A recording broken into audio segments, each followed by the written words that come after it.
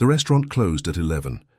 Jessica Brennan wiped down the last table in Section 4, collected the salt and pepper shakers, and carried them back to the service station near the kitchen. The vinyl booth seats still held the warmth of the last customers who'd left 20 minutes earlier, a couple in their 60s, who always ordered decaf and split a slice of cherry pie. Jessica had served them dozens of times.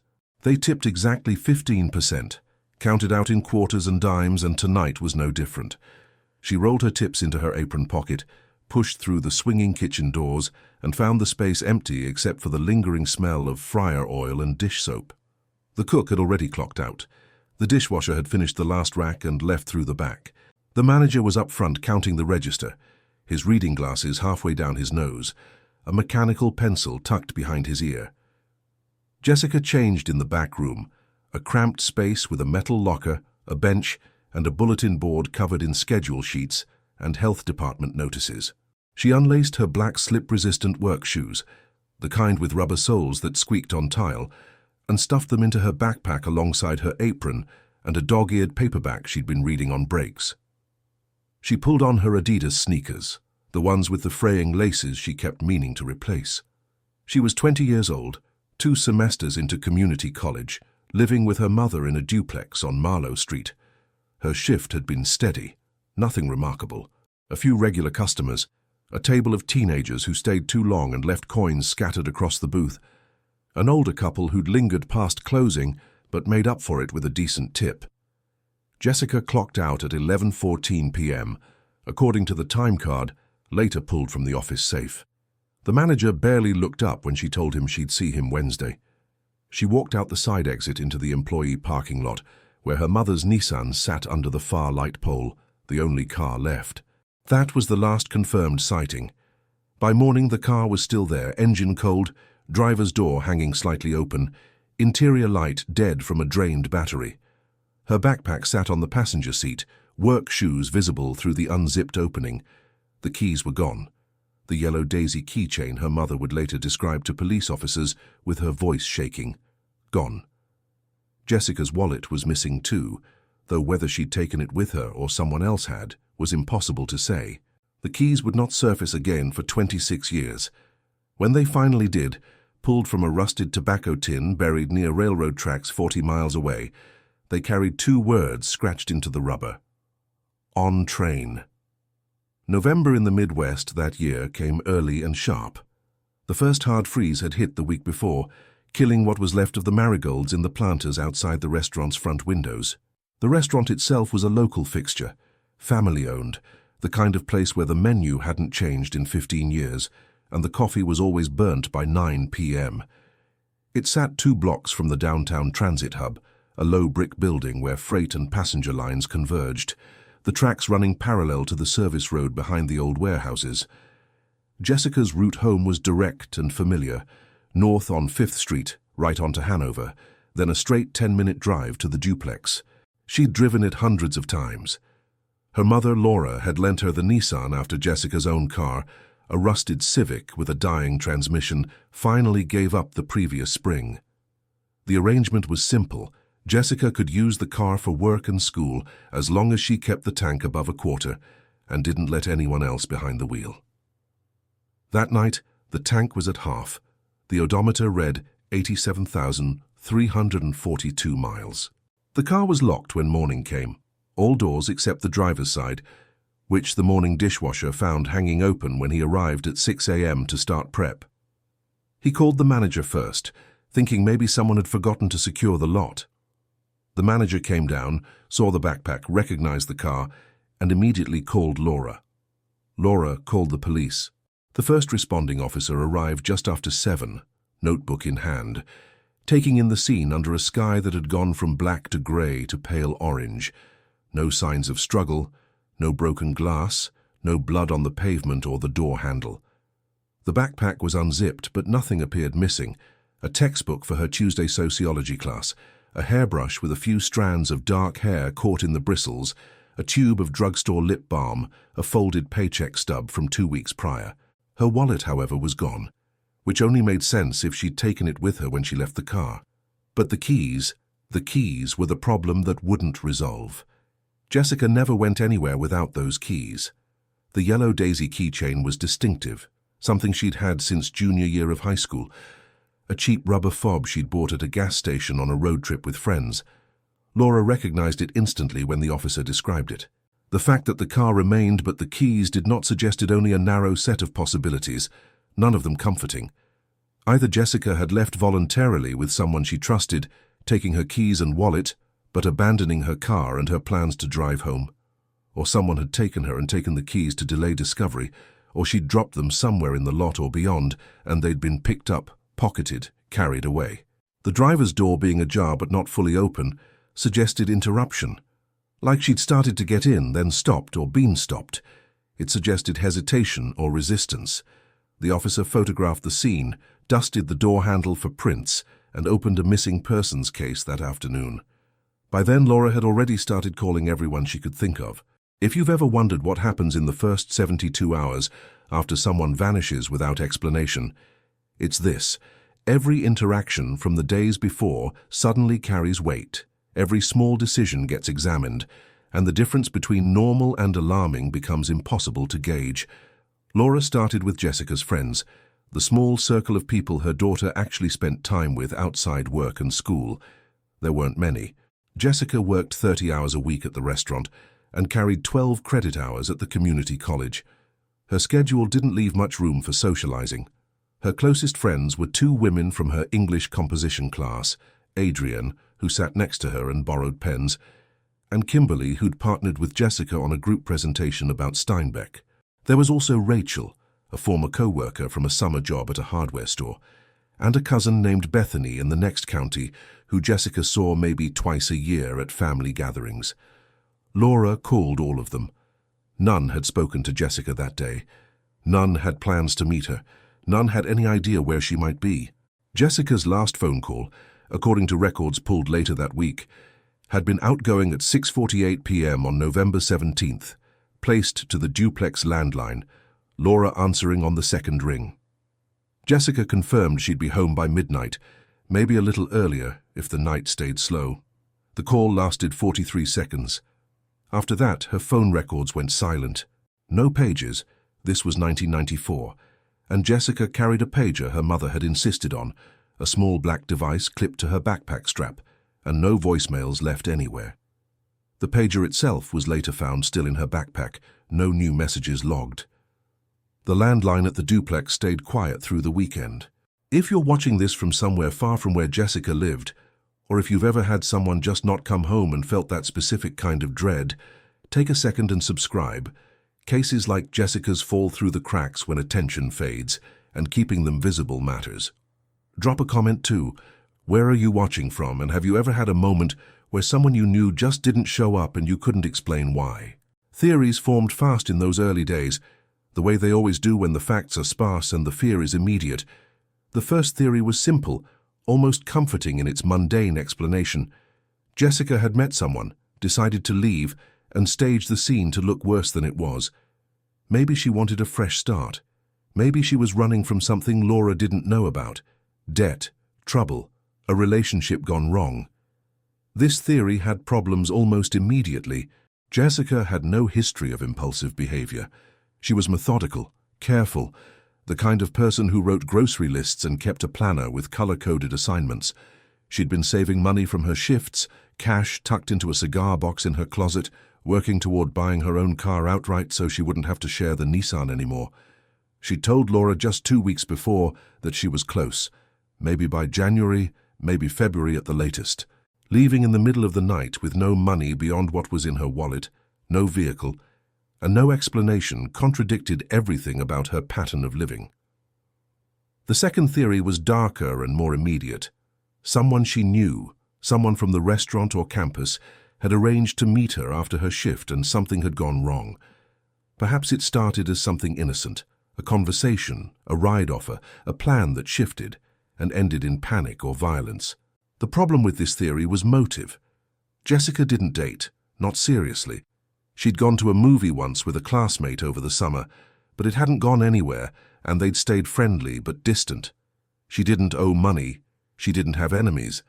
There were no angry exes, no simmering disputes, No one in her life who stood out as a person of concern when detectives started interviewing people. The third theory was the one nobody wanted to voice but everyone understood. Wrong place, wrong time, a stranger in the lot, an opportunistic predator. This theory had no evidence supporting it yet, but it had precedent. Women alone at night, parking lots, the vulnerability of closing shifts. Detectives assigned to the case started at the restaurant. They interviewed the manager, whose name was Gordon and who'd run the place for 8 years. He was cooperative, visibly shaken, and couldn't think of anyone who'd shown unusual interest in Jessica or the other servers.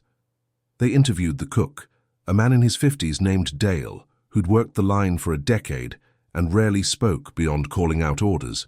Dale said Jessica was quiet, professional, showed up on time, did her job and left. He liked her well enough, but didn't know her personally. They interviewed the other servers who'd worked that week, 3 women and 1 man, and got the same response. Jessica was reliable, reserved, didn't share much about her personal life. One server, a woman named Alicia, mentioned that Jessica sometimes walked to the transit hub after late shifts to catch the last northbound bus when Laura needed the car, but that night Laura had confirmed the arrangement was for Jessica to drive home. The cook, Dale, mentioned one other detail during his interview, something he'd almost forgotten. Earlier that evening, maybe around 9 p.m., he'd stepped out the back door to smoke a cigarette in the alley that ran between the restaurant and the neighboring building, an accounting office that closed at 5. While he was out there, he'd seen a man standing near the fence that separated the employee lot from the alley. The man was smoking too, just standing there, watching the building but not doing anything that seemed immediately suspicious. People cut through that alley all the time. Workers from the depot, transients heading toward the shelter 3 blocks over, delivery drivers. Dale said the man was average height, maybe in his 40s, wearing a dark jacket and a baseball cap pulled low. When asked if the man had approached anyone or said anything, Dale said no. When asked if he'd seen the man leave, Dale said he'd gone back inside after finishing his cigarette and hadn't thought about it again. The detail was noted in the initial report, but didn't trigger any immediate follow-up.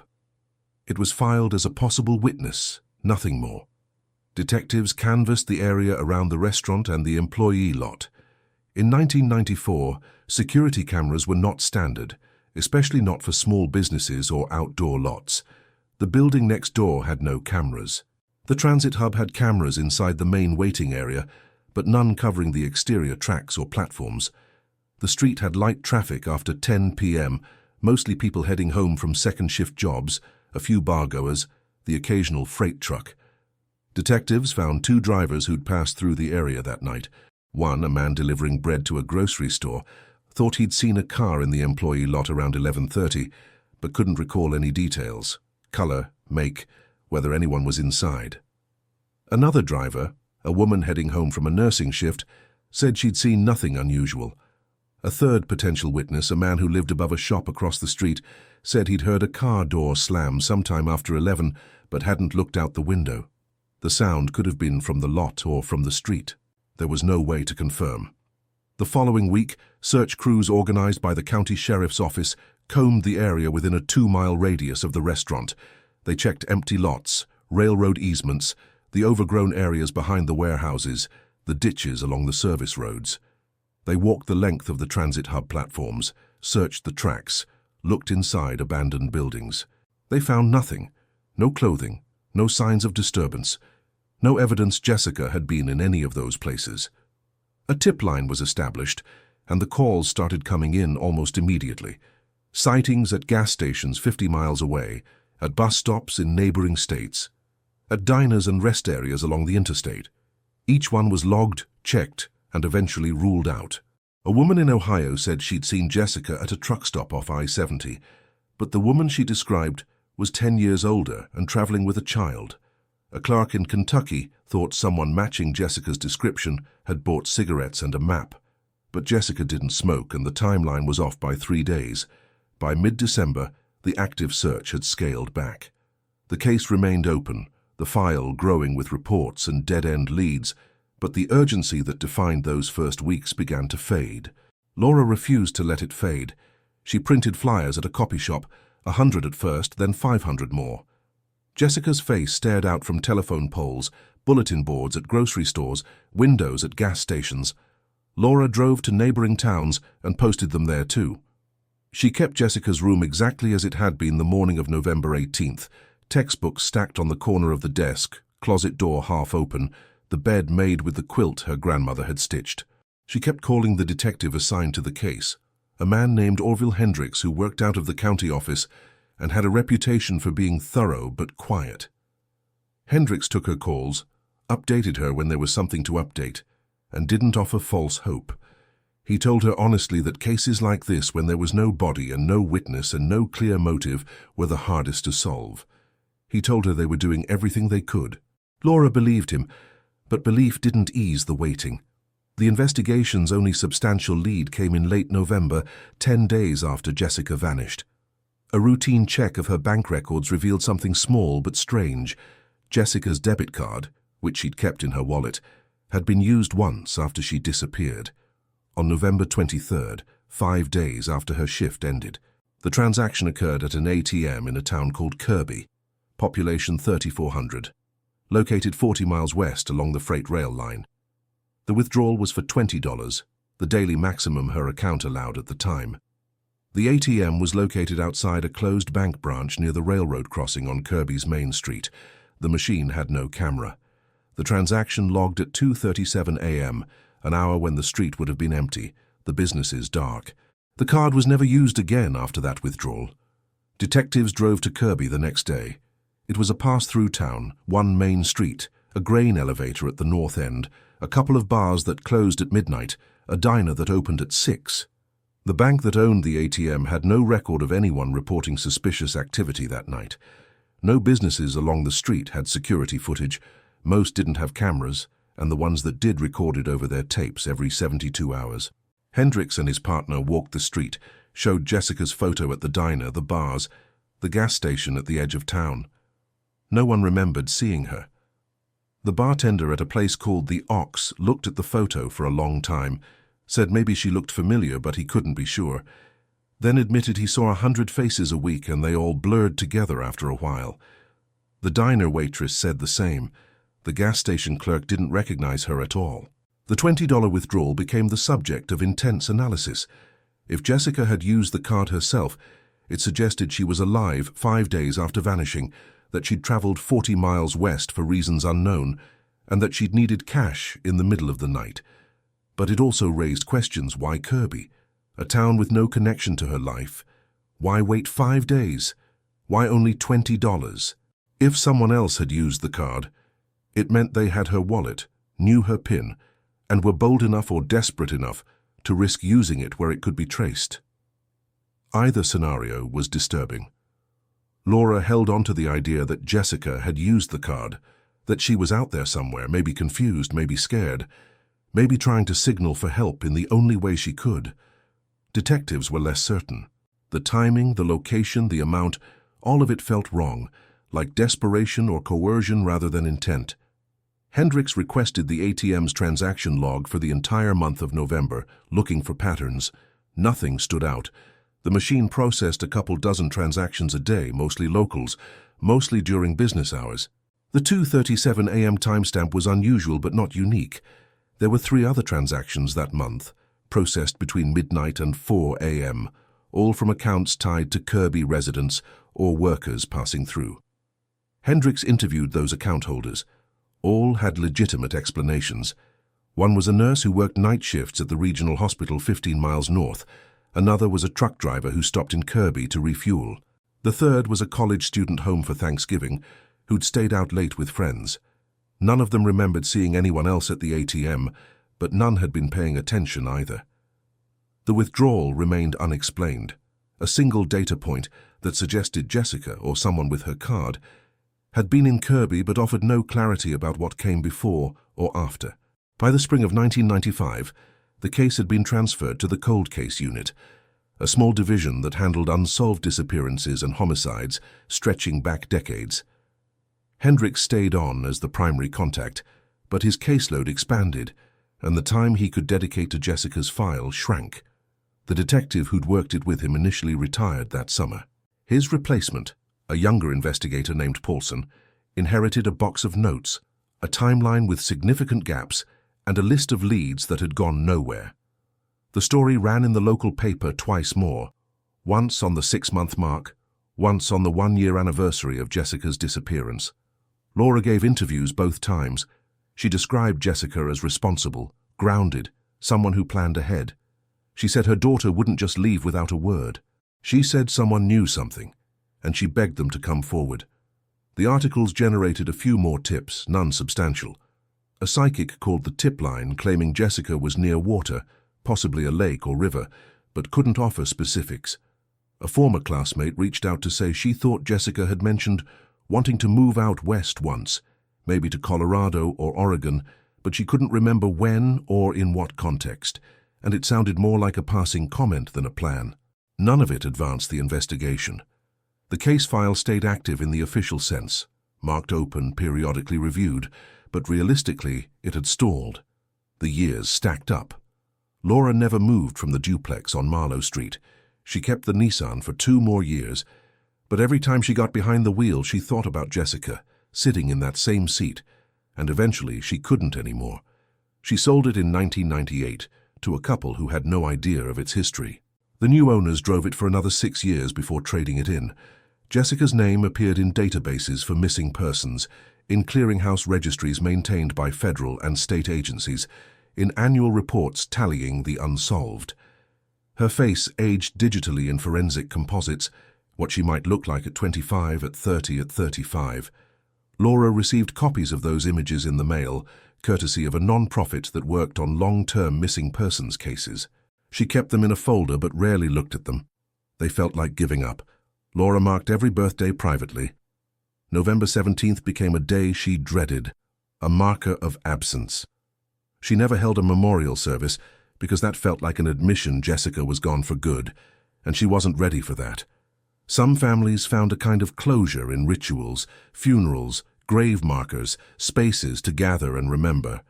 Laura had none of that. She had a missing daughter, a case with no resolution, and a question that hung in the air every day. Where is she? That uncertainty, the not knowing, created a specific kind of grief. It was waiting grief, suspended grief, the kind that didn't resolve because the story had no ending. She existed in the gap between losing someone and understanding why. Friends stopped asking after a while. Co-workers learned not to bring it up. The world moved on. Laura stayed where she was, fixed in November of 1994. The social fallout spread in ways that were difficult to quantify. Jessica's friends from college graduated, moved to other cities, started careers. Adrian sent a card on the 1st anniversary, then didn't the 2nd. Kimberly called occasionally for the first 2 years, then stopped. Rachel, the former co-worker, moved to another state and lost touch entirely. Jessica's cousin Bethany felt an enormous weight of guilt because the last time they'd spoken over Thanksgiving the year before, they'd had a minor argument over something trivial. Bethany had borrowed a sweater and returned it with a stain, and they'd never properly reconciled. Bethany told herself for years that if Jessica ever came back, the first thing she'd do was apologize. She never got the chance.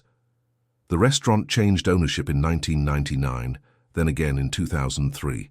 Gordon, the manager who'd been there the night Jessica clocked out, moved to Florida to help run a friend's marina business. Dale, the cook, retired in 2002 and died 3 years later. Section 4, where Jessica had wiped down her last table, got remodeled into a bar area with high-top seating. By 2005, no one working there remembered Jessica or knew the story. The duplex on Marlow Street slowly emptied of Jessica's physical presence as Laura boxed things up in stages. First the clothes, folded neatly, placed in cardboard boxes, dated with a marker, stored in the basement. Then the books, the small decorations, the framed photos. She kept the boxes labeled and organized, thinking maybe one day Jessica would come back and want them, or maybe one day Laura would be ready to donate them. Neither happened. The boxes sat in the basement, gathering dust, a tangible archive of a life paused. Laura kept one photo on the mantel, Jessica at 16, sitting on the front porch step with a neighbor's golden retriever, smiling in a way that looked natural and unrehearsed. That photo stayed up through the 2000s, through the 2010s, a fixed point in a house that otherwise changed slowly around it. The years moved differently for people outside the story. For them, 1994 became a cultural timestamp, the year of Forrest Gump and Pulp Fiction, Kurt Cobain's death, the World Cup, the Republican Revolution. Technology shifted. Pagers gave way to cell phones. Dial-up internet became broadband. Missing persons cases that once lived on milk cartons and bulletin boards migrated to websites, online databases, digital archives. Laura learned to use a computer in the early 2000s, specifically to search those databases. She spent hours scrolling through listings of unidentified remains, hoping not to find a match but needing to check. She cross-referenced physical descriptions, height, weight, hair color, dental records. She checked databases in neighboring states, then nationwide. She never found Jessica. The lack of a match meant nothing definitive, just that Jessica hadn't been identified, or hadn't been found, or was still alive somewhere with no desire to be found. All of those possibilities lived simultaneously in Laura's mind, equally plausible and equally unbearable. By 2010, Laura had mostly stopped discussing the case outside a small circle of people who understood. It was easier that way. People didn't know how to respond to 16 years of not knowing. They offered hollow reassurances. "I'm sure she'll turn up. Maybe she just needed time." Or they changed the subject quickly, uncomfortable with the weight of unresolved tragedy. Laura understood. She didn't fault them. The case had gone cold in every practical sense. Hendricks had retired in 2007. Paulson, his successor, had moved to a different division. The current detective assigned to Jessica's file was a woman named Cordova, who'd inherited dozens of cold cases and could only give each one limited attention. The box of evidence and reports sat in a climate-controlled storage room at the county office, sealed with tape, indexed in a catalogue, accessible but rarely accessed. The yellow daisy keychain was described in those reports in detail. Rubber, bright yellow, shaped like a flower. But the physical keys themselves had never been recovered. Until March of 2020. A maintenance worker at the Kirby rail yard was clearing brush from an old access road that hadn't been used regularly in years. The road ran parallel to the main freight line, bordered by overgrown grass and scattered gravel. He was working alone, pulling back sections of wild growth that had encroached onto the road surface, when his hand struck something metal wedged between two railroad ties near the fence line. He pulled it free. It was a small tobacco tin, the kind sold at gas stations in the 90s, rusted along the seams but intact. He opened it. Inside were 3 keys on a yellow rubber keychain shaped like a daisy, a waterlogged photograph too degraded to make out clearly, and a small piece of notebook paper folded into quarters. The keychain was unmistakable. Bright yellow despite the years, the daisy shape still recognizable. The worker, whose name was Calvin Pruitt, almost tossed it. Something made him stop. The keys looked deliberate, like someone had placed them there on purpose, protected them inside the tin. He brought the tin to his supervisor at the yard office.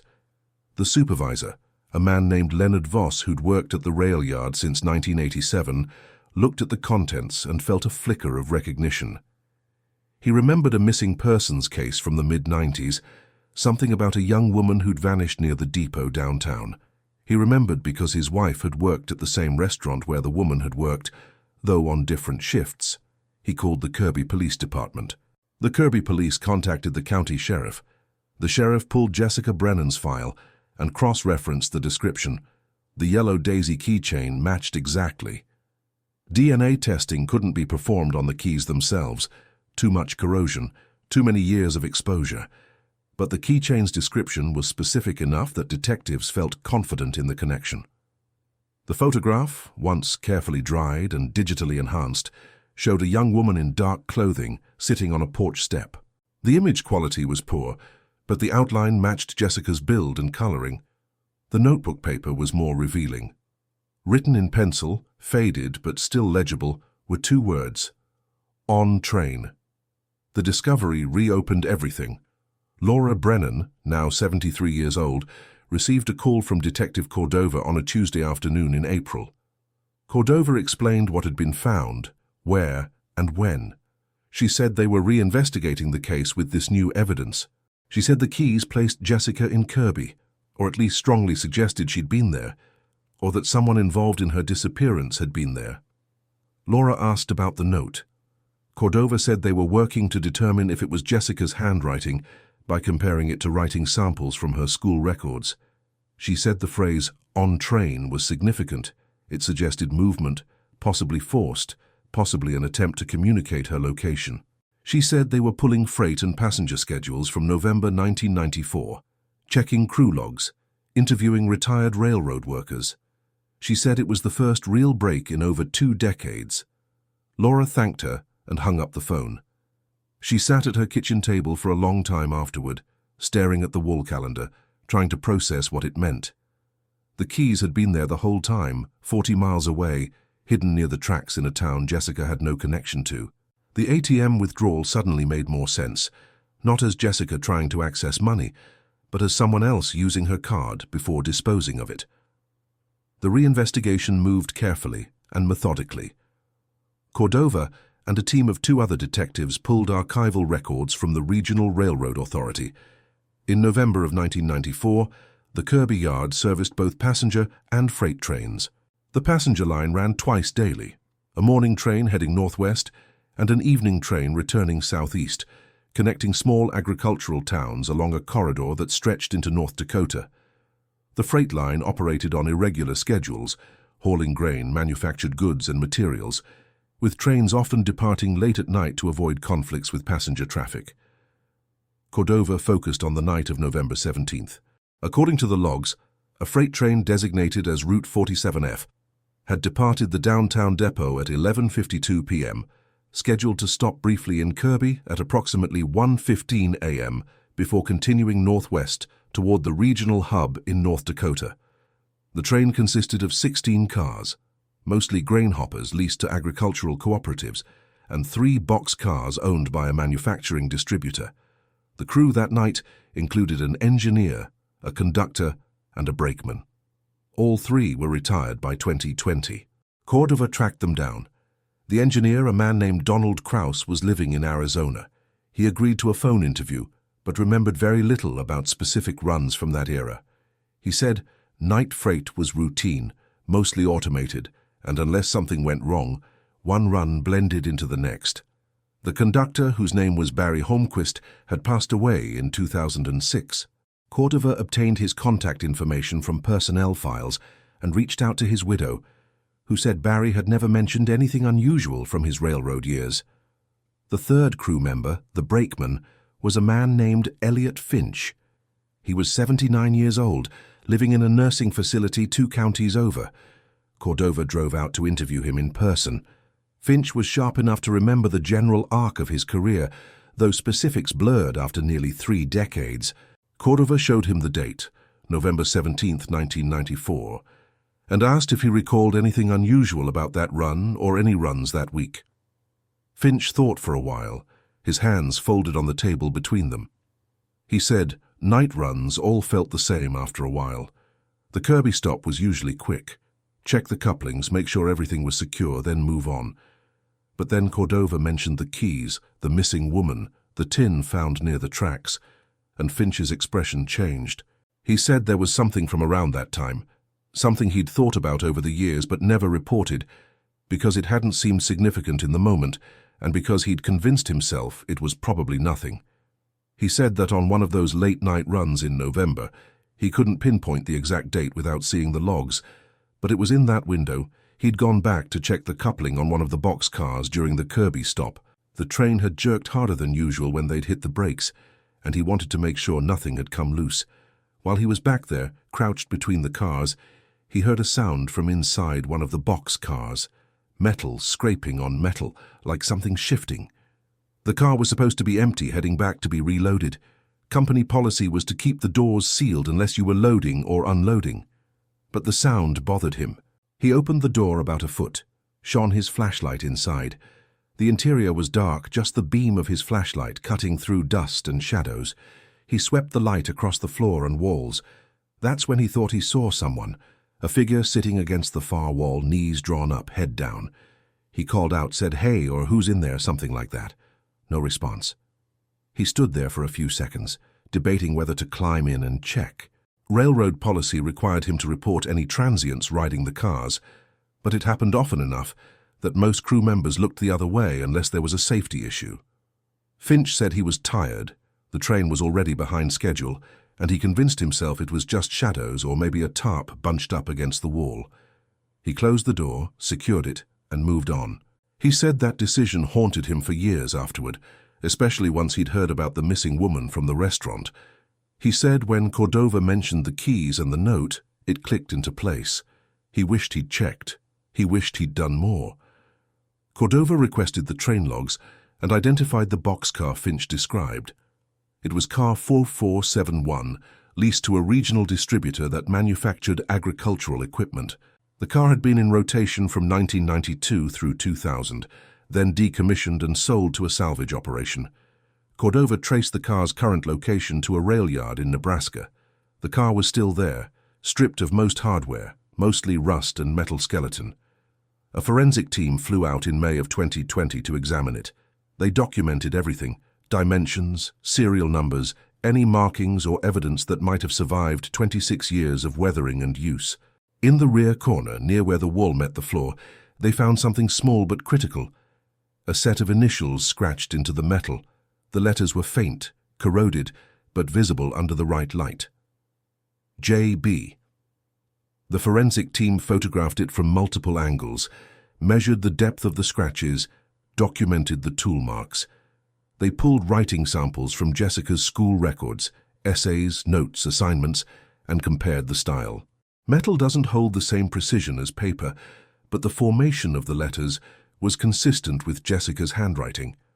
The match wasn't definitive enough to hold up as standalone proof, but combined with everything else, it strongly suggested Jessica had been inside that boxcar at some point. The reconstruction began to take shape. Jessica left the restaurant at 11:14 p.m. The freight train departed the downtown depot at 11:52 p.m. That left 38 minutes. The depot was 2 blocks from the restaurant, an easy walk if someone knew where they were going or if someone was forcing them to go there. Cordova revisited the original witness statements, looking for anything that might have been overlooked. The detail about the man in the alley stood out differently now. Dale, the cook, had mentioned seeing someone near the employee lot earlier that evening, around 9 p.m., standing by the fence, smoking, watching the building. Dale had described him as average height, maybe in his 40s, wearing a dark jacket and a baseball cap. When Cordova called Dale in Tennessee to follow up, he was initially reluctant.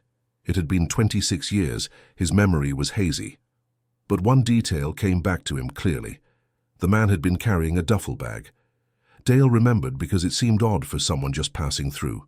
Workers heading to or from the depot usually didn't carry duffel bags unless they were transients or long-haul crew planning to sleep on the train. That detail pointed toward a theory. The man could have been a transient with knowledge of the train schedules, someone who knew which trains ran late and which cars would be empty. He could have been waiting for an opportunity, a woman leaving alone late at night, vulnerable. If he'd followed Jessica from the restaurant to the parking lot, intercepted her before she could get into the car, and forced her toward the depot, the 38-minute window was tight but sufficient. The fact that her driver's door was found slightly open suggested she'd reached the car, possibly even started to unlock it or get in before being stopped. The keys being taken suggested the abductor wanted to delay discovery or prevent anyone from following immediately. The placement of the keys in Kirby, buried in a tobacco tin near the tracks, suggested they'd been carried there deliberately and hidden, either by Jessica as a signal or by someone else after removing them from her. The on-train note, assuming Jessica wrote it, suggested she'd found a way to communicate her location. Maybe she'd had a pen and paper in her pocket, or maybe she'd found something in the boxcar, old receipts, discarded manifests, and used it to write. The fact that the note was found with the keys suggested they'd been together when whoever buried the tin placed them there. The most likely scenario was that Jessica, realizing she was being held in the boxcar, dropped her keys deliberately during the Kirby stop, either through a gap in the door or tossed them out when the door was briefly opened, hoping someone would find them. Someone did, but instead of reporting them, that person picked them up, read the note, placed everything in the tobacco tin and buried it near the access road. Why they did that remained unclear. Maybe they were a transient themselves and didn't want to involve police. Maybe they thought it wasn't their problem. Maybe they intended to report it later and forgot. Whatever the reason, the keys stayed hidden for 26 years. The next question was what happened after Kirby. The freight train continued northwest, making 2 more brief stops before reaching the main rail yard in Watford, North Dakota, where the boxcars were detached for cleaning and reloading. Cordova contacted the Watford yard. Records from 1994 showed that car 4471 had been flagged for cleaning on November 19th, 2 days after Jessica vanished. The workers who'd handled it were either retired or deceased, but the cleaning logs, still archived in a filing cabinet at the yard office, included a handwritten note from the supervisor on duty that day. The note read, "Boxcar 4471, found debris and personal items, discarded per protocol." No specifics were listed. Company protocol at the time was to dispose of anything left behind in the cars, bottles, tarps, clothing, trash, whatever transients or workers left behind. Nothing was inventoried unless it had obvious value or posed a safety hazard. Cordova tracked down the supervisor who'd written that note. His name was Vernon Rigby, and he was 82 years old, living in a retirement community in Minnesota. The interview took place over the phone. Rigby's memory was fragmented, but when Cordova pressed him about car 4471, something surfaced. He said he remembered that particular cleaning because of one item they'd found, a wallet. It was a woman's wallet, small, fake leather, brown or maybe burgundy. He remembered because most of the transients who rode the freight cars were men, so finding a woman's wallet stood out. He opened it. It was empty. No ID, no cards, no cash. Just an empty wallet. He said he almost kept it, thought maybe his wife could use it, but it was worn and cheap, so he threw it in the trash with the rest of the debris. He said he thought about reporting it to someone, but didn't because there was nothing in it to report. No way to identify who it belonged to. He said afterward, over the years, he wondered about it sometimes. Who leaves an empty wallet behind? He said when Cordova described the missing woman case, he felt sick. He wished he'd paid more attention. The wallet finding, combined with the lack of any other personal items, suggested Jessica had died sometime between Kirby and Watford. The cause was unclear. Exposure, injury sustained during the abduction, or something worse. Without remains, it was impossible to determine, but the timeline supported it. The train had left Kirby around 1:30 a.m. on November 18th and arrived in Watford by mid-morning. The boxcar would have been cold, unheated, metal walls conducting the November chill. If Jessica had been injured, or if she'd been left without adequate clothing, hypothermia was possible. The alternative was that the person who abducted her had been in the car with her and had killed her during the journey, then removed her body at one of the stops or along the route. That scenario explained the empty wallet, taken from her body before disposal. Cordova organized ground searches along the rail line between Kirby and Watford in the summer of 2020. Volunteers and cadaver dogs covered sections of the route, focusing on areas near maintenance stops, crossings and isolated stretches where a body could have been disposed of without being noticed. The terrain was challenging. Hundreds of miles of farmland, prairie, ditches and overgrown easements. They found nothing. No remains, no clothing, no evidence Jessica had ever been there. The vastness of the landscape worked against them. Someone could have buried her in any field, dumped her in any ravine, and the land would have absorbed the evidence decades ago. The case was officially reclassified from missing person to presumed homicide in August of 2020. The suspect remained unidentified. The man in the alley described by Dale became the primary person of interest, but there was no name, no clear description beyond average height, 40s, dark jacket, baseball cap. The transient Finch might have seen in the boxcar was another possibility, but again no identification, no way to trace them after 26 years. Cordova entered the details into national databases, cross-referenced with other unsolved cases from that era, looked for patterns or similarities. Nothing matched. Whoever had taken Jessica had either never been caught for anything else or had been caught under different circumstances and never connected back to this case. Laura Brennan held a private memorial service in July of 2020, 26 years and 8 months after Jessica vanished. It was held at a small funeral home chapel, attended by maybe 15 people, relatives who'd stayed in touch, a couple of Jessica's old friends who still lived in the area, Detective Cordova, and a victim's advocate from the county office. Laura stood at the front and read a short statement she'd written on a piece of notebook paper, her handwriting shaky but clear. She said she'd spent most of her adult life waiting for an answer, and now she had one, even if it wasn't the one she'd hoped for. She said the keys gave her something tangible, proof that Jessica had fought, that she'd tried to leave a trail, that she hadn't just disappeared into the void. She said on train meant Jessica had done everything she could to be found, and that mattered more than Laura could put into words. She said she wished someone had checked the boxcar that night when Finch heard the noise. She wished the man in the alley had been questioned. She wished the wallet in Watford had been reported. She said she didn't blame anyone. These were failures of circumstance, of protocol, of bad timing and worse luck. But she said Jessica deserved better. She said they all did. She folded the paper and sat down. The case file was updated with all the new findings and marked as suspended pending new evidence. The keys,